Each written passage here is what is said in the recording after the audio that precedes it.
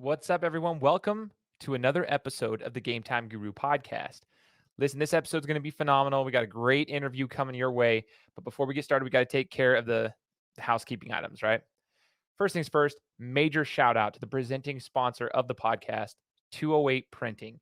If you guys need anything done, shirts, hats, any swag made for either your teams or your business, whatever it may be, go to madeby208.com and check them out.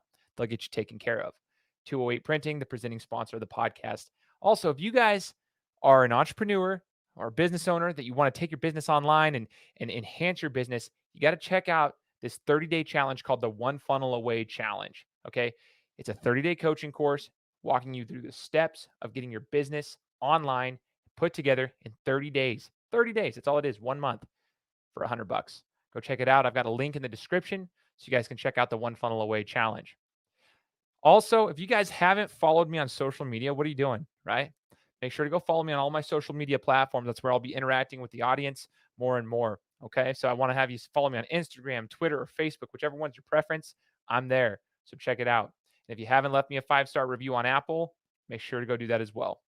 Guys, getting into this interview, I want you to understand how amazing this is. Buckle up. This is going to be a perfect interview for parents of student athletes, for student athletes that are getting, in high school, going, to the next level, because we're going to be talking to a head coach of a very, very successful college basketball program. You don't want to miss this episode of the Gametime Guru. What time is it? Game time! This is the Gametime Guru podcast, where I interview sports figures from all over the world to help deliver a panoramic view on sports. So whether you're a former athlete, one of the crazies, or simply a casual sports fan, this is the perfect show for you as we peel back the curtains and learn from our guests every single week. I'm your host, Shane Larson, and I'm helping you see sports through a different lens.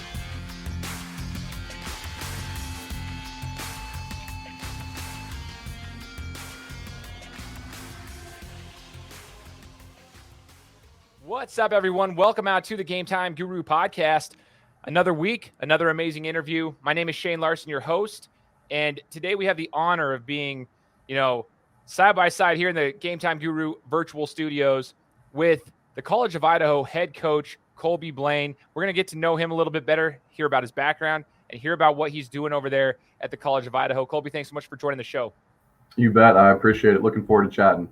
Yeah, I mean, I'm really excited about this. So for the listeners out there, just so you have an understanding, I know I got a lot of listeners in the Valley, but the ones that are all across the United States, there's this city called Caldwell, Idaho, and it gets a bad rap. Okay, Caldwell gets a little bit of a bad rap for just being the city it is. I don't want to disrespect anybody from Caldwell. We all know that there's some great people over, but it's got this bad rap being like, the city, it's older, so to speak. But right in the middle of downtown is this like gorgeous campus, and this all of a sudden there's like this amazing school that's down there, this amazing college. It's the College of Idaho, and this college has some great sports programs, great academics, but some great sports programs, great athletics over there. And basketball obviously is one of them. So Colby, you have been at the College of Idaho for what, 7 years now, if I'm not mistaken? Yeah, going on 7 total. This is the start of my 7th year. 7th year. Now, 3rd year as a head coach, or you've been a coach for 3 years. Can you clear that up for the audience? Yeah, just completed year 2. I'm starting year 3 now as the head coach. Okay, cool. So you got a little background here, but you're also from the Valley. So let's get to know you a little bit better, Colby. Because some people would be like, why on earth did he end up over at College of Idaho? So that's where we kind of want to get to know your background, where you're from, and your sports background a little bit. Because to my understanding, I thought you were a basketball player going through high school and college and whatnot. So talk to us a little bit about your sports background. Sure. So first things first, I grew up right in the heart of downtown Boise. I was a North End guy. My dad taught history at North Junior High. And so I went to North Junior High. I went to Boise High. And so this is home for me. I'm just where my house is now. I'm 30 minutes from my childhood house. So, but growing up, like I said, my dad was a high school coach his whole career. My sister was a heck of a player. I think she was the 2001 State Player of the Year and ended up playing at Boise State. And so I got to watch all of that. I was about 5 years younger than her. And so following my dad, kind of following my sister a little bit, I just fell in love with the game. even while I was playing. So I played at Boise High, went on, played 2 years at Blue Mountain Community College in Pendleton, Oregon. And then I transferred. I started coaching at the University of Montana Western. But even while I was playing, I always was more interested in the coaching aspect. There's some stories when I played at Blue Mountain Community College where I actually called timeouts for us because I thought that we needed one, which I'm sure my coach, wasn't too happy with me about that stuff. But I've always been interested in the coaching world. So went to Montana Western as a junior in college. I was a student assistant for them for 2 years. Was an awesome experience. Got to coach, learn from a Hall of Famer in Montana, Steve Keller. And then I moved, after I graduated, I moved to Twin Falls, where I was a volunteer assistant at the College of Southern Idaho. And I chose to volunteer there because I was still working on my master's through Idaho State. They had a distant campus. And so that was kind of a unique situation for me to be able to coach and get my master's. But I stayed there a total of 5 years, got to bump up to the full-time assistant my last 2 years. And then I had an opportunity to come here to College of Idaho and work with Scott Garson, my former boss and mentor, as the assistant here, and moved back closer to home. And so I was the assistant for 4 years. He left, went to Santa Clara, and they bumped me up, and I'm here today. Man, that a lot has happened in, a relatively short period of time. Now, I know it probably doesn't seem like it's a short period of time to you, but in the grand scheme of things, from the time you graduated high school till now, what's it been, 15 years? And all that went down? Yep. That's insane.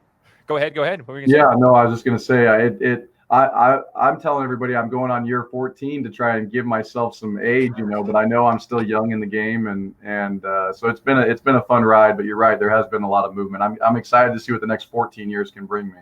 It actually speaks a lot to your abilities and skill sets, because for that to be like to be in the position that you're in right now is amazing. And we're going to get to know a little bit more about the program that you're in charge of right now at College of Idaho, but that's awesome. Like going from being a player and then kind of being the player coach, so to speak, as you said, like on the court. I want to touch base on this though. You mentioned Blue Mountain Community College. For those who don't know, that's Pendleton, Oregon, like he just said. And Pendleton, Oregon, it's in Oregon, and I'm going to give a little background on that too. Yeah. There's a casino and then nothing. So tell me about your experience in Pendleton, Oregon. What did you guys even get to do at Blue Mountain Community College outside of playing basketball, or was that it? Like, is that what you guys focused on?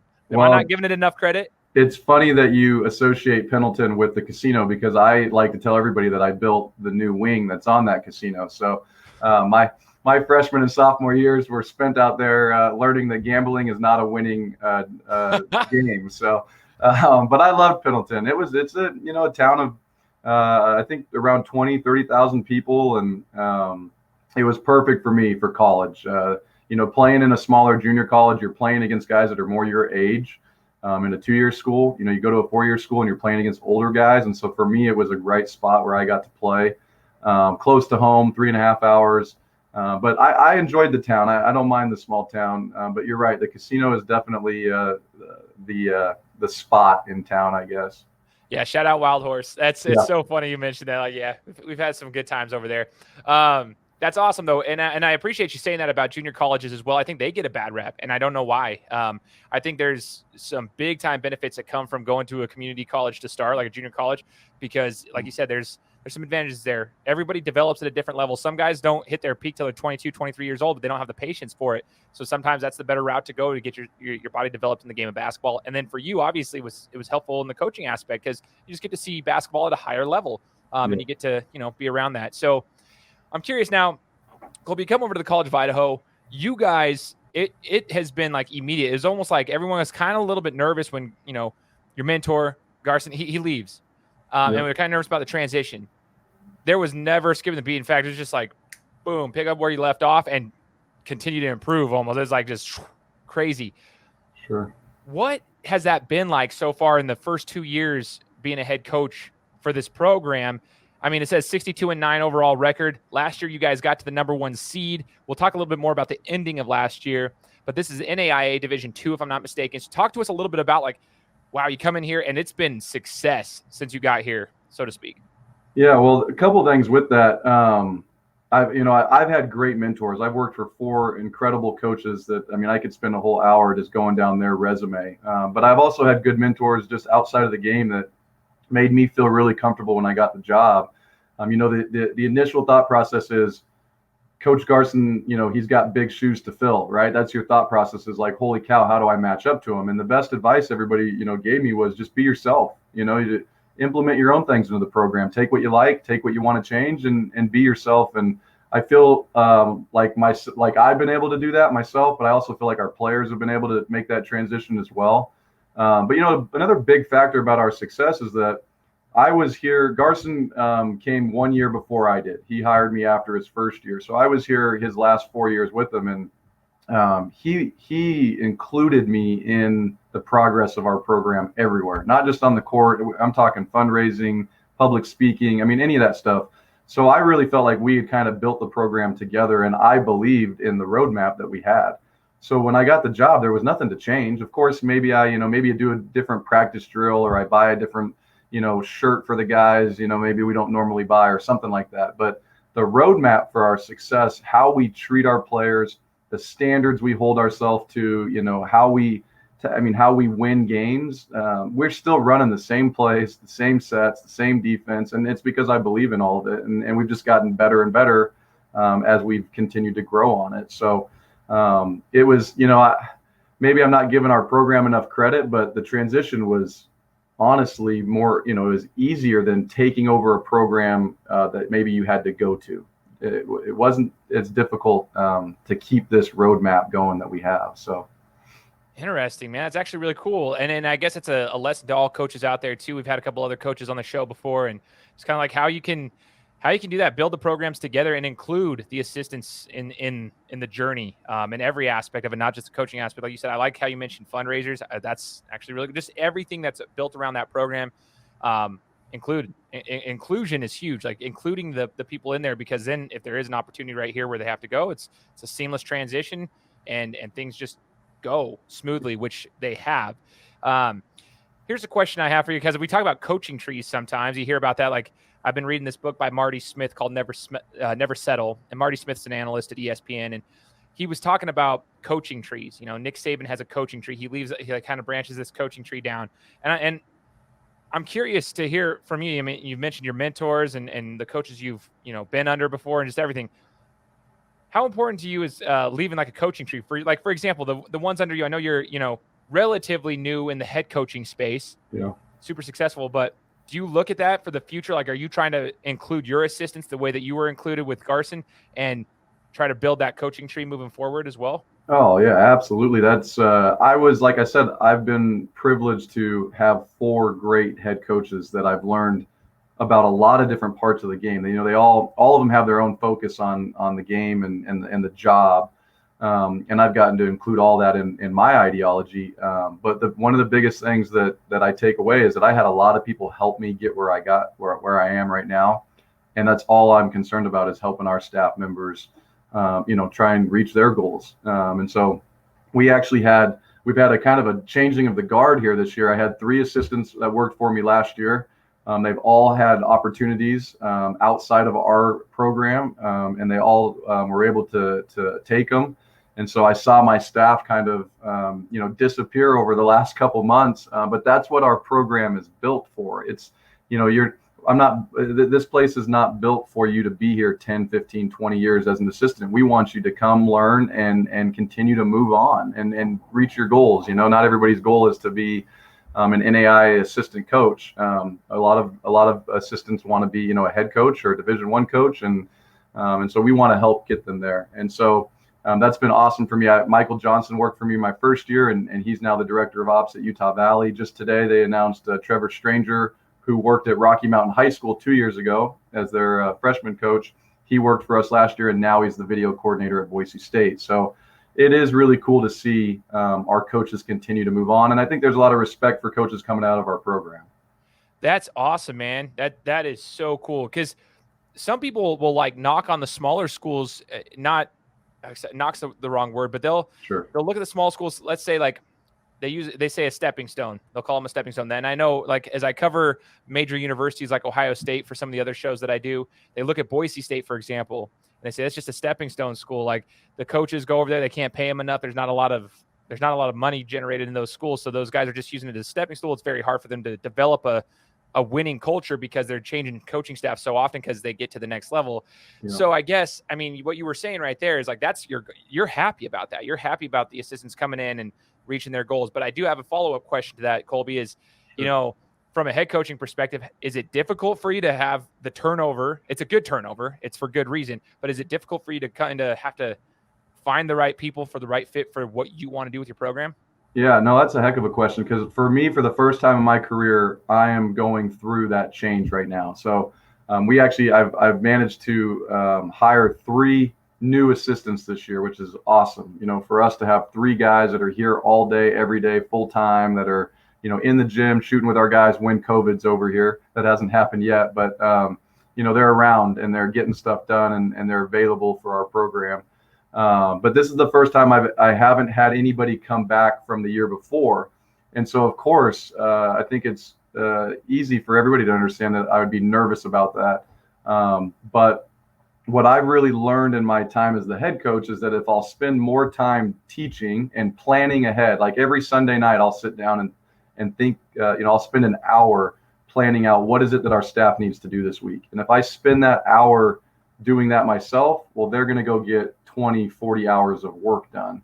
And so I've found the value in, okay, I need to actually schedule more time to teach and to meet so that we can do more as a group. Because if I'm not communicating well enough and not instructing, then we'll get a lot less done. And so that's been good for me. I just got off the phone. I was having lunch right before we got on here, and I got off the phone with a buddy telling him how juiced I am about our new staff. It's energizing to have new, eager guys who have creative ideas, who want to see this program continue to get better. They want to see their careers advance, and so they're eager to accomplish things. So it's been fun for me so far. That is so cool, man. I like the fact that you're coming into it with, like, you know, naturally, like, there's going to be some anxiety, a little bit of nerves, just trying to figure out. It's just the unknown. For you, it's unprecedented because you haven't been there before, but you're coming in there with the right attitude. That speaks volumes. I think it's super cool. You know, last year you took this program to the number 1 seed in NAIA. You guys won the conference. Like, you guys dominated. I mean, it's crazy here in the Treasure Valley of Idaho, you know, the surrounding areas of Boise, to hear anything outside of Boise State, right? It's I mean, we don't hear a ton about it, but your guys' program kept popping up in everybody's Twitter feeds, everybody's Instagram feeds, everybody's Facebook feeds. I mean, Idaho Sports Talk was talking about it. I mean, every outlet you started hearing about this. There's some ripples over here over at College of Idaho. And, you know, the whole college basketball world got rocked at the very end of the season. Can you talk to us about, I guess, how the NAIA tournament works, for one? Because there was some, I would say, debate on how seedings happen and who was playing who and all this stuff, and then how it actually ended. So can you tell us a little bit about the end of the year, like what you thought overall last year, what the energy was like, getting to the end of the season, and then how COVID impacted you guys specifically? Sure. Yeah, no, I mean, magical season is the easy thing to say. It was incredible. No team in the history of our conference has ever gone undefeated in conference, and we have multiple national champions in this conference. OIT's won it 3 times, you know, so to be the first team that could run the table is pretty telling of the talent that we had and the chemistry we had and the team we had. So the end of the year was a blast. You know, everybody used to ask me, you know, there was a couple games maybe we were down at halftime and we ended up winning them there in the last 10, 15 games of the year. And people would say, well, what'd you say at halftime? You know, what was your speech? And the funny thing is I really believe our program is what we like to call a player-owned program. We put that on our side of our team polo. It's just POP. This is their program. My job in the first couple months and our staff's job in the first couple months is to keep the bus between the lines, but they're the ones driving it. And so I think what you find a lot of times after Christmas is what teams are actually going to drive their bus. And when we started to really see, and we've done this, you know, the last 7 years, when our guys really started to see that how special they were, we got better because they started driving that bus harder and faster and and so my job at the end of the year, honestly, was really enjoyable. It was just, you know, little tweaks here and there. But it's our guys that are leading the way with all that. And so coming down the stretch, you know, I think some things we found out that were positives for us. We were really well conditioned. Our tournament games, I mean, we were winning our tournament games by 20 or 30 points. I think you can just see our depth. We usually play about 10 guys, and we were just getting up and down the court better, when we were healthier than most teams we played. And so that's what led us to the number one rank in the country, was just our consistency, our health, our depth, and then the players being excited about what they were trying to accomplish. So yeah, we went into the national tournament, rated the number one team. There was a little bit of a debate about our matchup. We were playing the host team, Northwestern out of Iowa, great program. The reason they got in this year was because they wouldn't have got in any other way based on their season, other than they were the host team. So the host team gets the automatic bid. They had a solid season, but they weren't technically on paper, maybe quote unquote, the worst team in the tournament. So everybody was like, wait a second, how does College of Idaho not get the worst team in the tournament for their matchup? Well, that all came back to, there's so many moving parts in our bracket where it came back to that there's 4 independent teams that were in the tournament. They don't have a conference, and somehow, one of them had to be in a certain bracket because of something. I can't remember all the details, but it forced the NAIA to shift the natural matchups because the logistics didn't work out. So it wasn't anything that anybody was trying to do to us on purpose.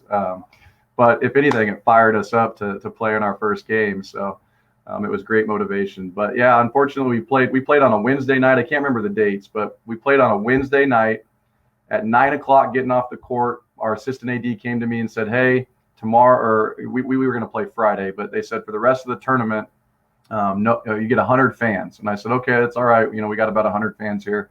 We'll be fine. Let's just play.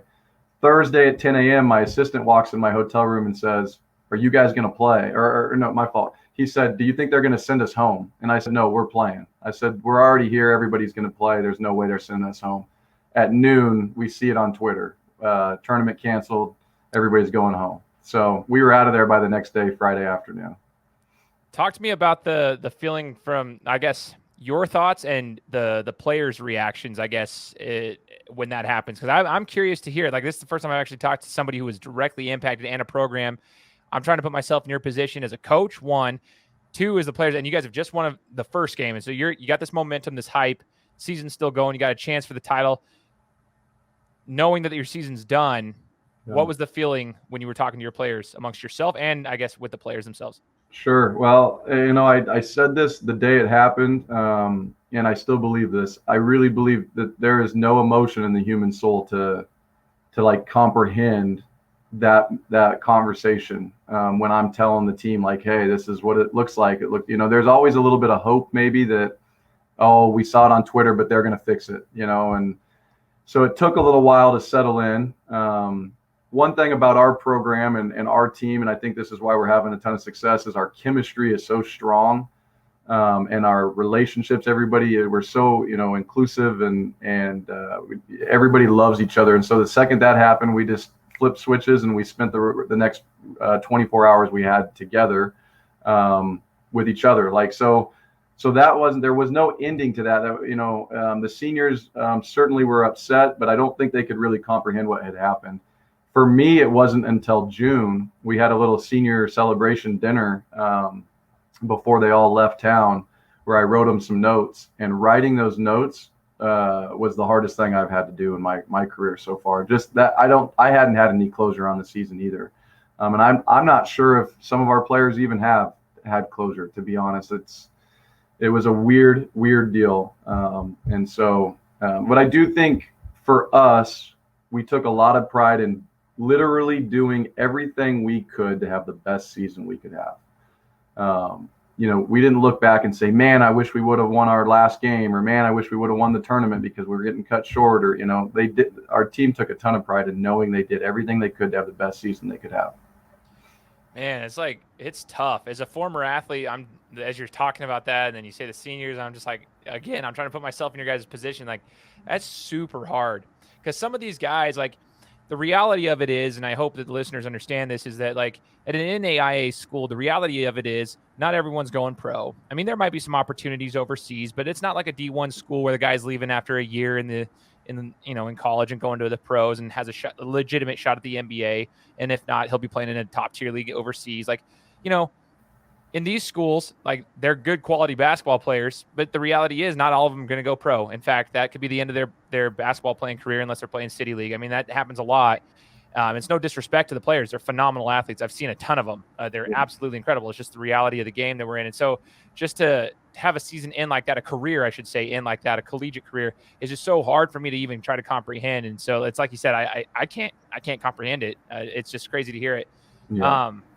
So taking that into consideration, what is the momentum? How many players did you guys lose last year coming into this season? And what's the thoughts? I mean, COVID's still technically going on right now. I mean, we got a global pandemic. We'll see when things pan out, but the sports world has shifted big time. And I don't know if it will ever get back to 100% normal. We hope it will, but we're trying to shift around it. So I'm curious, like your guys' preparation right now. Colby, you mentioned you got the assistants, but you got to kind of abide by the laws that are going on around now and the regulations. And so there's just a lot of things you got to shift to. So one, how many players did you lose last year? Who are you bringing back? And how are you guys planning on keeping that momentum with new coaches and new players coming into this season? Yeah, no, we ended up losing 4 players total, 3 seniors, all that started for us, fantastic senior class.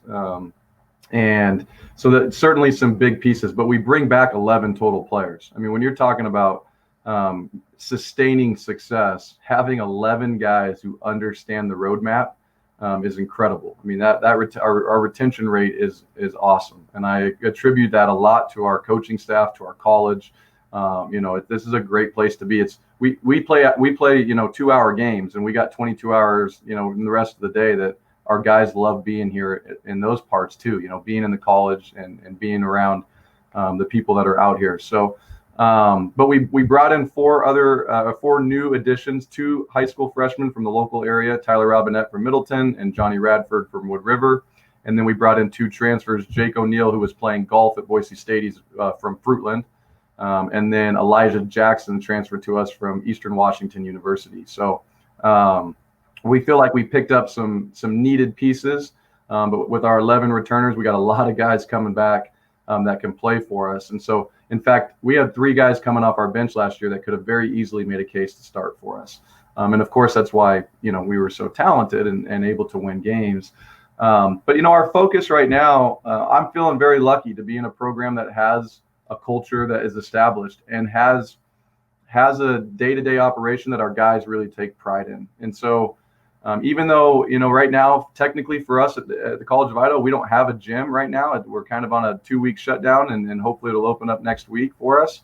But we're adjusting, and that is one of our biggest keys for our own in-game success. We always talk about adjustments. We don't get worried about what we need to exactly be doing at the beginning of the game, because we know we're going to have to adjust. That word is huge for us. People are using the word pivot quite a bit, which I think is a great term.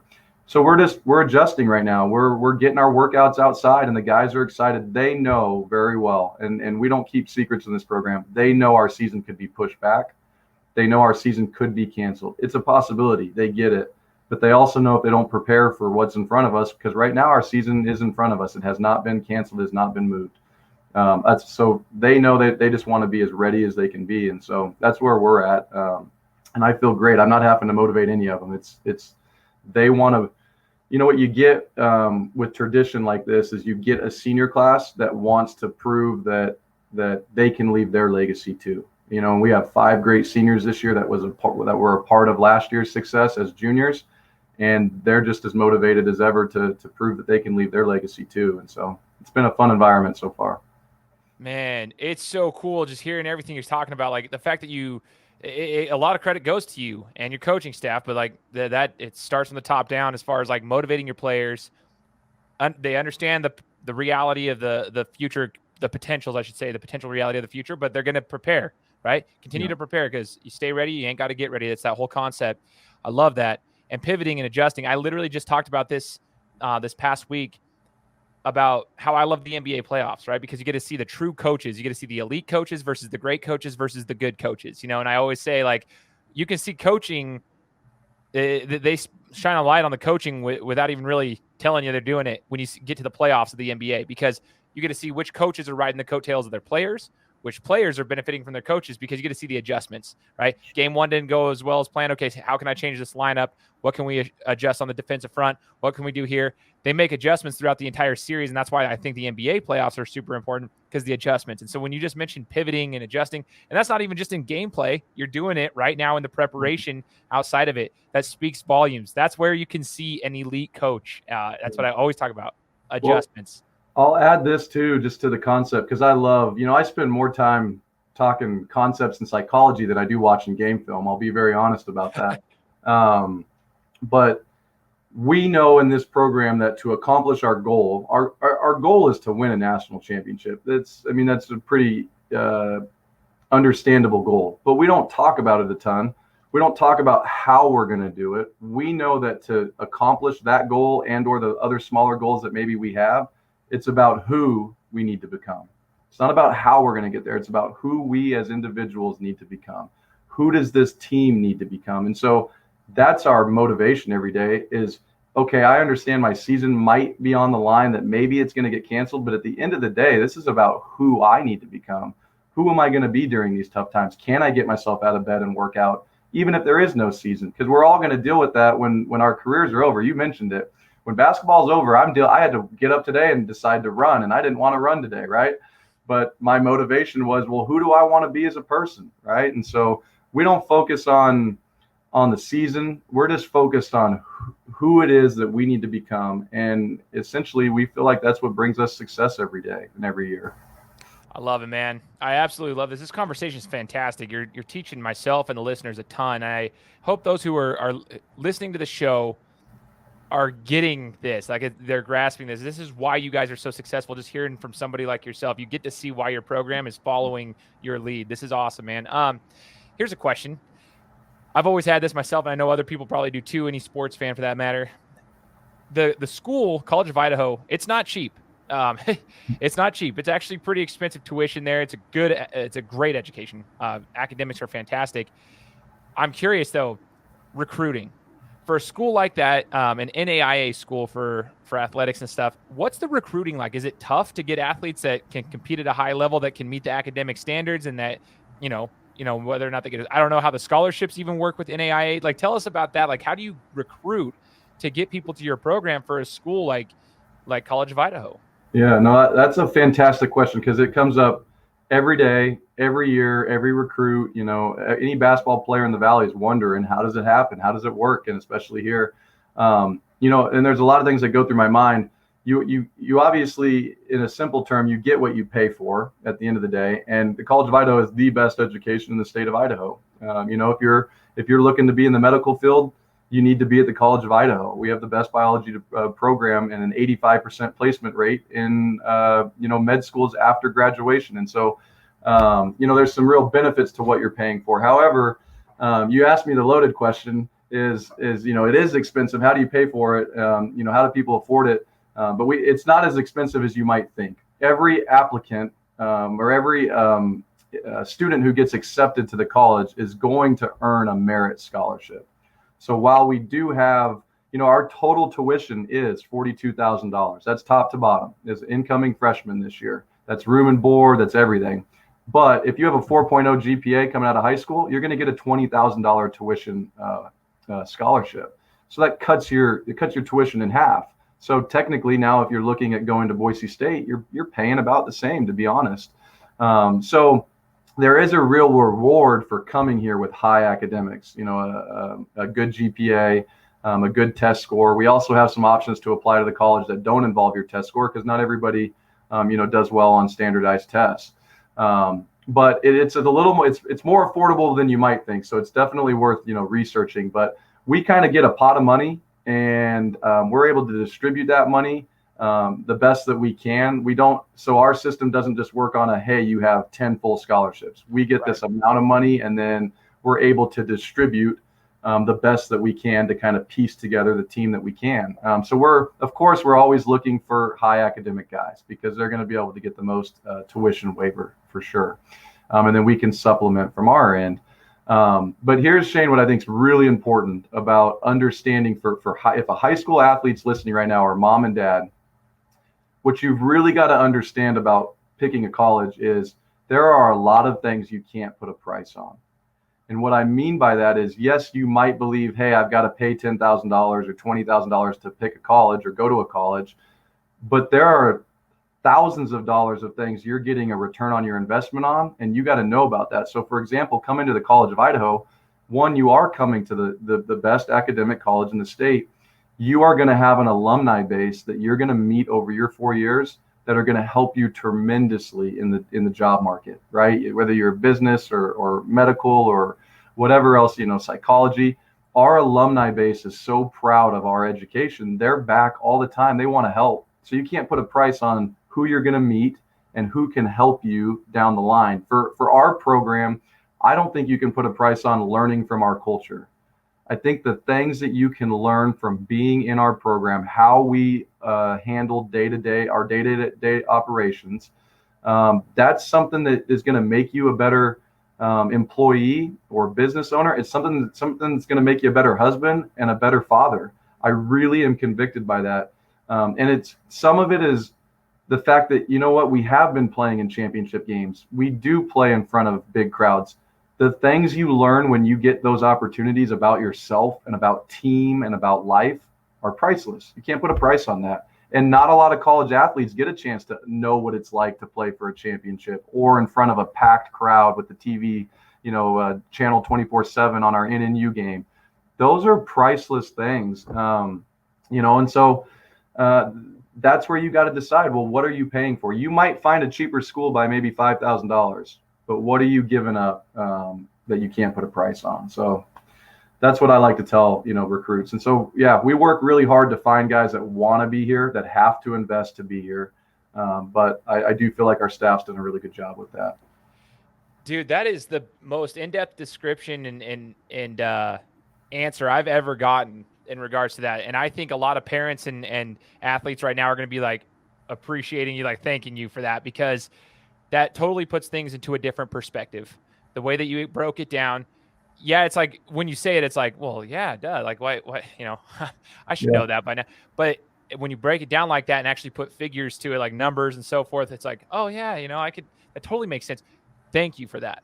That's awesome, man. Because, from the outside looking in, you're like, man, that's really expensive school, I guess. And I mean, you do get what you pay for. It's interesting because, I work for a guy who always teaches that, like, when you pay, like those who pay attention, right? So like it's the whole concept, even if it is a little bit more expensive, to understand what you're paying for. You get what you pay for. I loved how you just kind of made it simple. Get what you pay for. Like those who pay attention. And typically you're going to get a good ROI. And I like how you break that down for your recruits as well. If I'm an athlete, I'm looking at that. I'm like, okay, I might be a little bit more relaxed in that regard. Be like, okay, yeah, let's go. Talking about your guys' crowd. You mentioned that packed crowd. It's insane because honestly, I'll go back to it. Caldwell, Idaho is not the biggest city in the world, and you wouldn't expect it, but like when you get to your games, they are packed. And obviously you built a winning culture, and people like to watch winning basketball and winning athletics, period. It's funner to watch someone who wins. Yeah. But it's insane. Talk to us about the environment at your home games. Talk to us about that, because it's amazing in my opinion. Yeah. It's for me, when you growing up, and you and I both played high school basketball, about the same time. I think I'm a year older than you. But we have a dream of what college basketball is. I'm telling you, the experience at College of Idaho is what you dream about. It's now, you may not see it all the time, but it's because, you're watching your Dukes and your UCLAs and stuff, but it's what you dream about. And what I mean by that is the atmosphere is electrifying. It is loud. The people care. They're truly, invested and engaged in our players. I tell people this all the time. We've had the privilege to play at places like Arizona, Gonzaga, Utah, Boise State, Montana, Utah Valley, Utah State, you name it. We've played at some really great schools over the last 5 or 6 years in Division I exhibition games. And I can assure you, when our crowd is packed, there is only one school that I've been to that's louder than our gym, and that's Gonzaga, because they just got 6,000 right on top of you. We were at Arizona with 14,000, and I promise you, our gym is louder when we have a full crowd. Our NNU game, we got 2,500 in there. It is louder and more electrifying than any other gym I've ever been in, and it's because the intimacy of our court. We're right there. Our football team, our baseball team, our volleyball team, everybody's right there on the sideline. and you're close and you can touch the players. But it's electrifying. Everybody always says to me, well, you're going to be on your way out. You're going to a Division I school. And I'm telling you right now, winning in front of a packed crowd is what coaching, that's what you dream about. And that's happiness. Like, you can't find that. I hate to say this, but I'm happy to, throw it out there. We average more fans than the University of Idaho and Idaho State. So you tell me where it's fun to coach at, right? Like, that's just the truth. That's just honesty. So it's electrifying. I love it here. Oh, so awesome, man. I love hearing it from somebody who's there. Like, that's amazing, dude. It's fantastic. Tell me this. We're going to ask you a few questions just to get to know before we wrap it up. I want to know, when you were growing up, before you actually started coaching, who was one of your favorite coaches? Who was your favorite coach to kind of watch? I mean, some people will say John Wood and some will say Phil Jackson. Was there a coach, whether it be football, basketball, baseball, it doesn't matter, that you looked up to before you even started coaching? Sure. Growing up as a young guy, I was a Duke guy. Mike Krzyzewski, for sure. I don't follow as much anymore, but when I was in, junior high and all that, it was all Duke. So of course I'd follow him for sure. But a lot of local people for me too. My dad, has played a huge role in my coaching career. I really feel like he helped me become a creative coach. He always is thinking outside the box, and he's instilled in me how to do that as a coach. Off the wall one is Rod Darren. He's a math teacher at Boise High. He was my JV coach at Boise High School for 2 years. He was phenomenal. I still use a lot of stuff, and I watched him as I was a young kid, watching him, coach teams before I got to Boise High. So yeah, we go from Mike Krzyzewski to my dad to Rod Darren, and a lot of good ones in between. Oh, I love that, man. Are you able to give a specific of, like, your dad's, helping you think outside the box? Is there maybe something that you're allowed to share that was outside of the box creative in your coaching career? My dad's the ultimate, serve others. He's sending you the random cookies in the mail, or he loved, for my sister, he was making the spirit pack for high school games. So here I am as a fifth grader, seeing the spirit pack that he's making, and he's just thinking outside the box. And it's really helped me in my older career just realize, you can be creative, and you can have some fun. For us, one of the creative things that we do is we play catchphrase before practice at least once or twice a week. The point is about communication. You got to communicate. If you guys have ever played catchphrase, it's a blast. But it's so much more than a game, and it's fun, but the point is so much more than a game, and our guys love it. But that's the creativeness that he kind of taught me, is it doesn't have to be boring every day, That's fantastic, man. That's awesome. And I appreciate you sharing that. Last question for you here is, what's your favorite memory as a coach so far, whether that was last season and whatever, but what's a specific memory? I know it's relatively new. I mean, 7 years in the coaching realm, even longer than that technically, but what's your favorite memory as a coach? Yeah, that's a good one. I know which one I want. And of course I want to tell you about. Of course I want to tell you about 1,000 other ones. There's winning the national championship in 2011 junior college. That's what a hell of a memory, and a lot of X and O memories, right? A lot of championship memories that I've been a part of, which are awesome. But the number one most enjoyable moment of my career is a new tradition that we've started the last 2 years that we call Suits for Seniors. And it's a graduation gift, I guess you could call it, for our seniors. Once they graduate, they all leave here with a custom suit, tie, shirt, shoes, and a belt. And we go to one of our friends of the program's house, and we have a celebration dinner for them. They're all wearing their suits. And these suits symbolize, them moving into the rest of their life. They're going to need them for weddings and job interviews and all that. But sitting at that dinner with our seniors who have officially graduated, and we're eating a really good meal, and we're just reminiscing. It's happened twice. We've had it the last 2 years. Both of those dinners was by far my best memory as a coach for the last 14 years. Just spending that moment with them when they realize They left their legacy. They're moving out into the world. They're ready. They have confidence. They have swagger, and it's just kind of fun to have that final moment with them. Super cool, man. I appreciate you sharing that as well. That's awesome. Actually, that's thinking outside the box, in my opinion. I'm like, dude, thinking of creativity and all that stuff. I'm just like, that right there is super cool.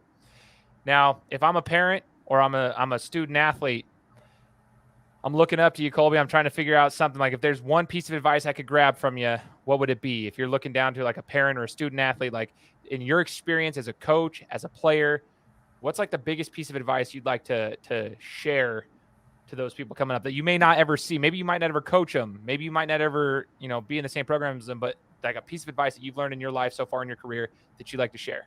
Yeah, absolutely.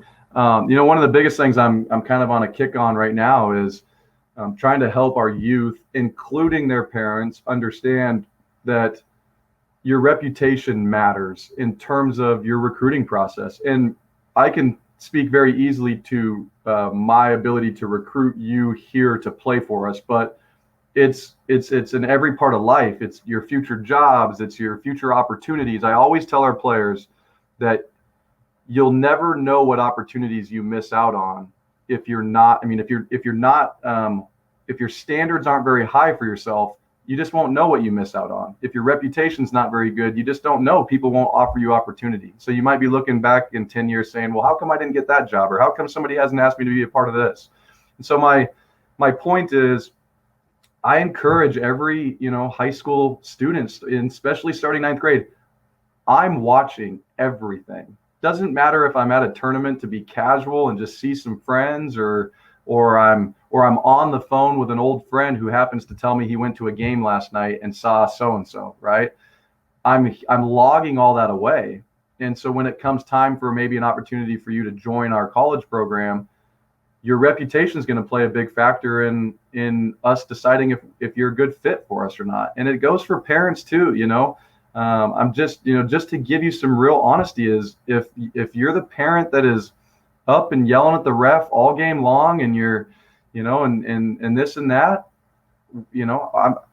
we're going to know about that, And so I think it's really important that everybody understands that their investment, even in high school, is going to decide what their future is. And it's not a bad thing. It's a great thing. It's just, keep being a good person, and keep investing in the process.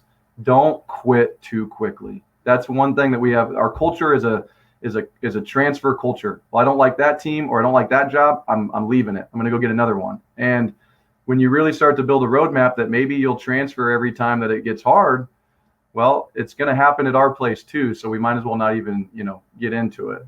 So I hope that makes sense. And I hope that's a positive that people can take away. I'm not trying to sound negative, but we do look into your roadmap and what you've proven already. And for us and basketball players, we want guys who've shown they can get through adversity, because it's really hard to be a part of a great program. It is not easy. So that's the best advice I can give you. Man, that's awesome. The whole entire interview, Colby, fantastic. This has just been super eye-opening for me. And as you're talking, I spoke with Jerry Stackhouse, former 18-year NBA vet, when he was on the show 2 months ago. One of the things he even said is it's crazy because you're so congruent with what he was saying is, he was going to leave North Carolina because he didn't get to play much his freshman year, and he was mad. He was going to transfer. And his mom was the one who told him, she's like, if you run now, you'll be running for the rest of your life. Stop trying to jump away every time there's adversity. So here you are sitting there telling us, similar concept, different words, don't transfer. We have this, it's like a backbone, basically, I have a backup plan every single time instead of just trying to fight through the adversity. And he told us on the show that was the best thing he ever did, was stay there, listen to his mom's advice, and went through North Carolina and ended up having a very successful NBA career later on. So it's cool to hear you say that too, because it supplements exactly what we had learned earlier. So I appreciate it. And guys, once again, this is Colby Blaine, head coach of the College of Idaho basketball program. We're keeping our fingers crossed, Colby, that you guys get to have a season this year. Keep preparing. And we really appreciate you joining the show, man. Awesome, Shane. Really enjoyed it. Look forward to talking in the future here. For sure. For everybody who's listening, make sure you're subscribed to the podcast. Leave us a 5-star review. Let us know what you thought of the show. Share it with your friends and family. And we'll be talking to you guys next week.